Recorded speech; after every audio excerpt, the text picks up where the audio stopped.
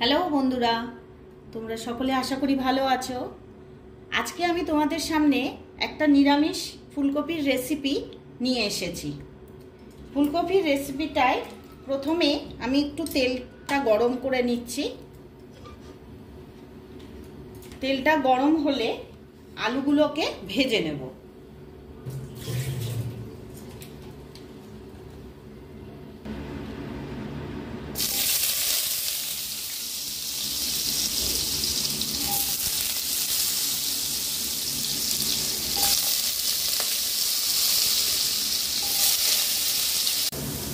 আলুটা হালকা ভাজা হয়ে গেছে, এবারে আমি আলুগুলোকে তুলে নেব।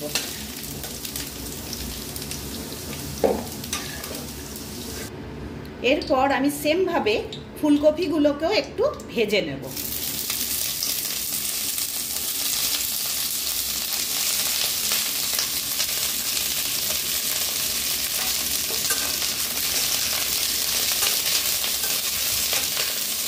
ফুলকপিগুলো ভাজা হয়ে গেছে, আমি এবারে এগুলো তুলে নিচ্ছি।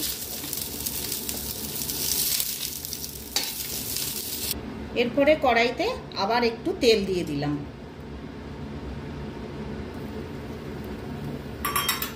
তেলটা গরম হলে তাতে তেজপাতা দিলাম, একটা গোটা শুকনো লঙ্কাকে একটু ভেঙে দিয়ে দিলাম। শুকনো লঙ্কাটাকে একটু নাড়াচাড়া করে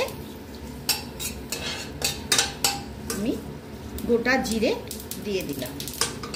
আগে থেকে গোবিন্দভোগ চাল অল্প একটু নিয়ে আমি ধুয়ে জল ঝরিয়ে রেখে দিয়েছিলাম, ওটাকে এবারে তেলের মধ্যে দিয়ে দেব। দিয়ে একটু নাড়াচাড়া করে নেব।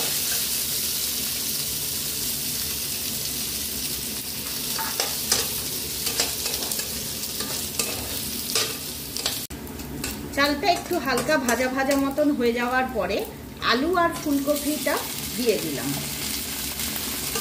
দিয়ে এর সঙ্গে মিশিয়ে দেব।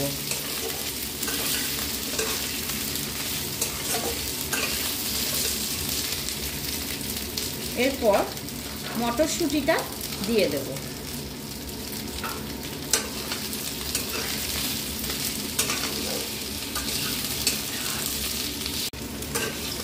এরপর নুন, হলুদ আর লঙ্কার গুঁড়ো আমি একটা বাটিতে গুলে নিয়েছিলাম, ওটা ঢেলে দিলাম।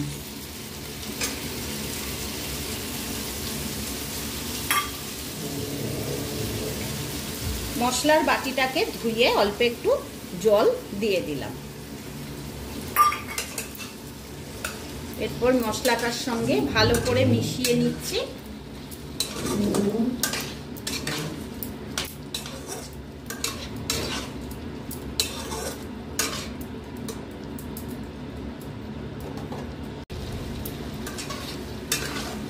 মশলাটা ভালো করে আলু ফুলকপির সঙ্গে মিশিয়ে দেওয়ার পর আমি টমেটো কুচি দিয়ে দিলাম।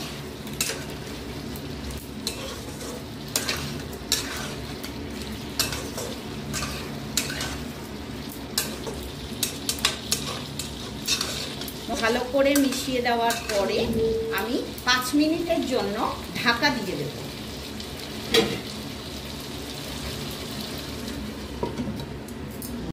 মাঝখানে আমি ঢাকাটাকে তুলে আরেকবার নাড়াচাড়া করে দিয়েছি। এখন দেখো মশলাটা পুরোটাই কষে গেছে।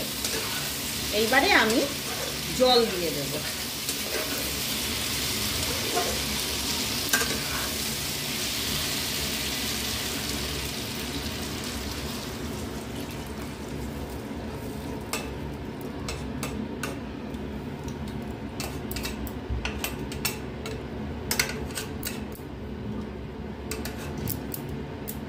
আবার 5 মিনিটের জন্য ঢাকা দিয়ে দিলাম।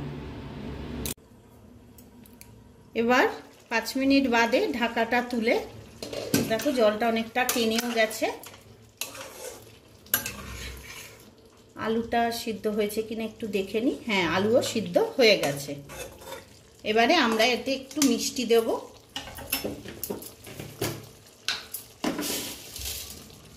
যেহেতু নিরামিষ, তাই জন্য একটু মিষ্টি দিলে এর ব্যালেন্সটা ভালো হয়। মিষ্টিটা মিশিয়ে দিই।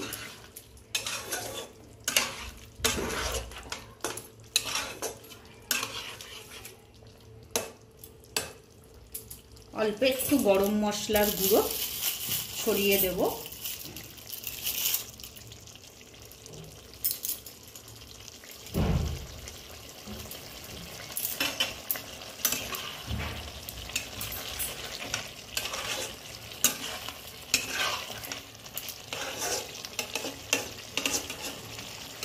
এই আমাদের তৈরি হয়ে গেল ফুলকপির মুড়িঘণ্ট। এই ফুলকপির মুড়িঘণ্টটা তৈরি হয়ে গেল। এটা ভাত, রুটি সব কিছুর সঙ্গেই চলবে। আজকে রেসিপিটা এখানেই শেষ। এরপরে আমি আবার নতুন রেসিপি নিয়ে ফিরে আসবো।